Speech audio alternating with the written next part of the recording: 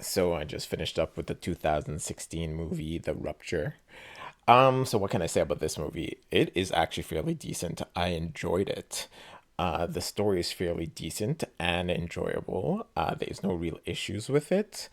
Overall, it caught my attention. It kept me captivated and intrigued throughout the beginning of the movie. Roughly around the end, it kind of loses a bit of its appeal, but other than that, it's really no real big issue. But it is actually pretty enjoyable. I think they do make a couple of mistakes during the movie, which kind of sucks because it kind of throws off the whole entire balance of how the movie was playing out.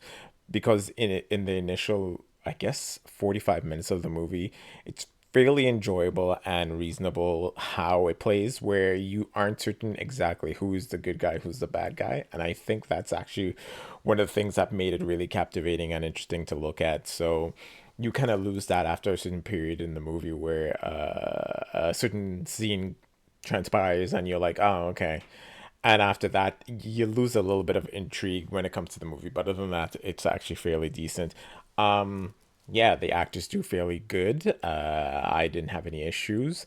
I feel though that if they had continued with the whole entire aspect where, you aren't certain who the bad guy, good guy is, it could have actually prolonged how good the movie was. And in saying that, I feel like they should have done more for the main character, for her to be a little more than just a average run of the mill human being. She could have been like an agent who was trying to infiltrate the group, and that would have made it a little more interesting, where she would have had to go out of her way to try and contact or get to an area where she's able to contact the outside world to kind of like warn them, kind of thing. That would have been actually pretty cool. And then in the end, she still ends up turning, kind of thing. So that would have been pretty sweet. But yeah, the whole entire story is fairly decent. It just loses a little bit of its captivity of your concept, like your ability to kind of perceive the world via their I guess their way of viewing things or whatever. So yeah, so this one fairly decent.